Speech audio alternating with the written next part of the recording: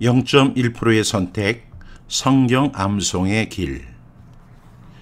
프롤로그. 쉐마에 순종해야만 한국교회는 살아난다. 코로나19를 계기로 한국교회는 무참히 침몰하고 있다. 그러나 누구 하나 교회를 살릴 해법을 제시하지 못하고 우왕좌왕하고 있다. 교계 대표 또는 전문가라는 사람들이 나와서 코로나19 앞에서의 한국교회를 진단하지만 어떤 대책도 내놓지 못하고 횡설수설만 할 뿐이다. 몇몇 목회자들이 포스트 코로나에 대한 책을 집필했지만 영양가는 1%도 없는 엉뚱한 논리만 주장한다. 과연 포스트 코로나 이후 한국교회가 다시 일어설 수 있을까?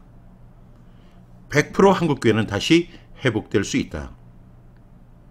그 방법은 바로 쉐마의 명령에 온전히 순종하는 것이다. 한국교회가 쉐마에 순종하면 회복과 함께 부흥이 일어나게 될 것이다.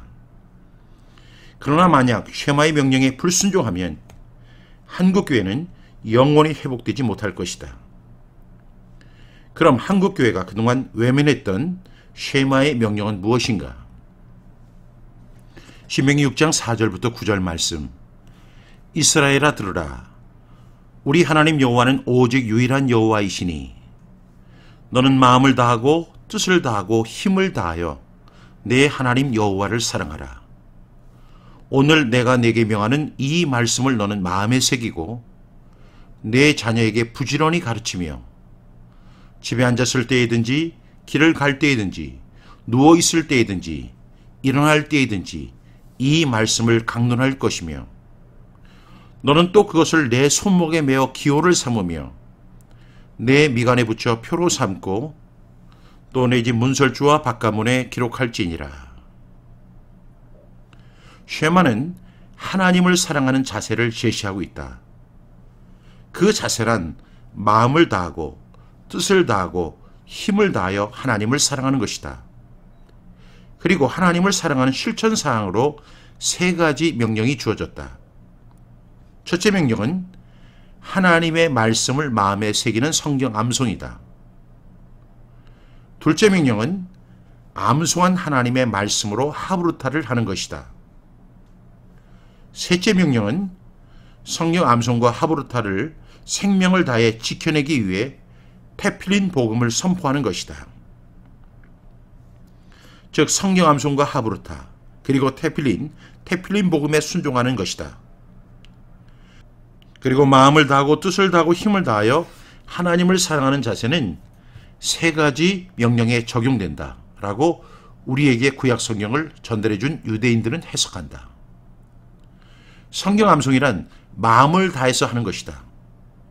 하브루타란 뜻을 다해서 하는 것이다. 테필린 복음이란 힘을 다해서 하는 것이다. 즉 하나님을 사랑하는 자세란 마음을 다해 성경 암송을 하는 것이고 뜻을 다해 하브루타를 하는 것이고 힘을 다해 테필린 복음을 선포하는 것이다. 이것이 바로 쉐마이며 한국교회를 살리는 하나님의 유일한 방법이다. 만약 쉐마를 부정한다면 한국교회는 영원히 회복되지 못할 것이다. 쉐마는 한국교회를 살리는 유일한 방법이며 크리스천이 반드시 순종해야 할 하나님의 명령이기 때문이다. 한국교회는 마음을 다해서 성경 암송에 전념해야 하고 뜻을 다해서 하브루타에 순종해야 하고 힘을 다해서 테필린 복음을 선포해야 한다. 그 중에서도 가장 먼저 순종되어야 할 명령은 하나님의 말씀을 마음에 새기는 성경 암송이다. 왜냐하면 한국교회는 세계 어떤 나라보다도 성경 암송의 은혜를 입은 국가이기 때문이다. 한국교회의 본질 성경 암송. 1906년 조선에 나온 지 1년도 안 된 신참 선교사 대밍의 눈에 비친 한국교회와 크리스찬들의 모습은 경이로웠다. 때마침 3년 전 원산에서 시작한 영적 부흥 운동의 불길이 서울과 개성을 거쳐 평양 대부흥으로 이어지고 있었다. 조선 크리스천들의 신앙 열기가 그 어느 때보다 뜨거웠던 시기였다. 선교 탐색차 지방 여행을 시작한 대밍 선교사는 가는 곳마다 열정적인 한국인들의 신앙생활 모습을 목격하고 본국 교회에 그런 사실을 편지로 써내려갔다. 한국인들의 암기력은 대단하다. 특히 세 사람이 나의 주목을 끌었는데 이들은 모두 뛰어난 암기력을 성경 공부에 적용하고 있었다. 첫 번째 사람은 송도에 있는 맹인인데 그는 아들을 자신의 눈으로 삼아 복음서 전체를 외우게 되었다. 사복음서를 외울 뿐 아니라 어느 장절을 지적하든지 그것을 외울 수 있을 정도이다.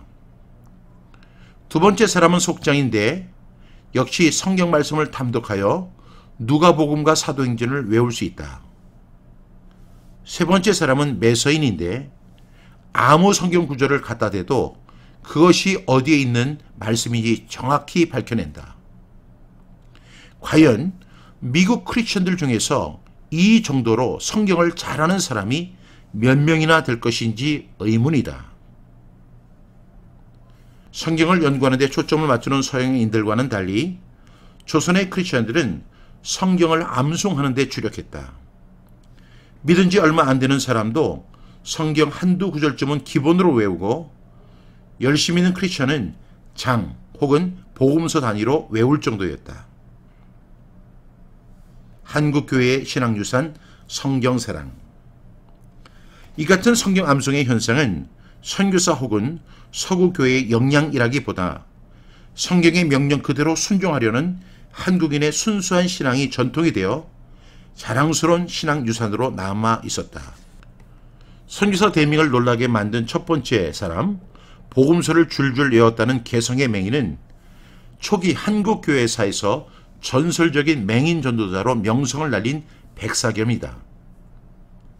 서상윤, 이수정, 길선주, 최병현, 이상재, 신석구 등 대표적인 초기 개종자들은 모두 성경을 통해 하나님을 영접했다.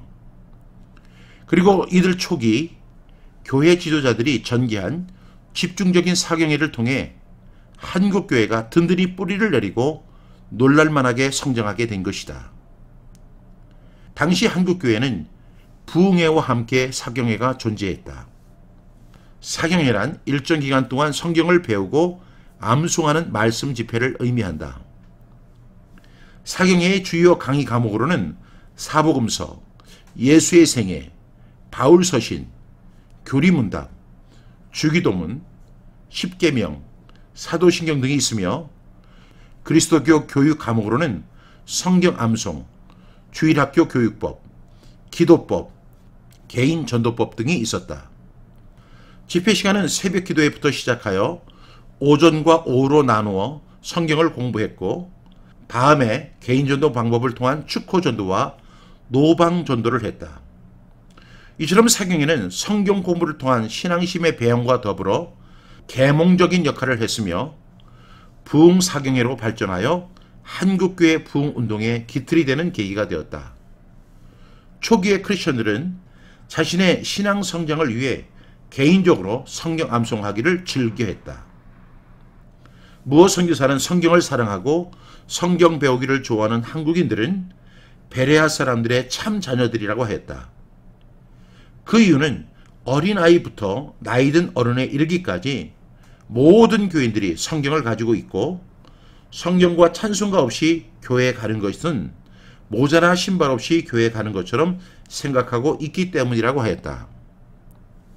그래서 초기 선교사들은 조선의 기독교인들을 성경을 사랑하는 크리스천으로 조선의 기독교를 성경 기독교라고 언급하였다.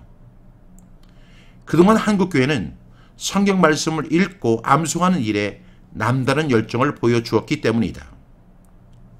한국교회가 이만큼 성장한 원동력이 바로 사경회를 비롯한 남다른 성경 사랑에서 비롯된 것이라고 할 수 있다.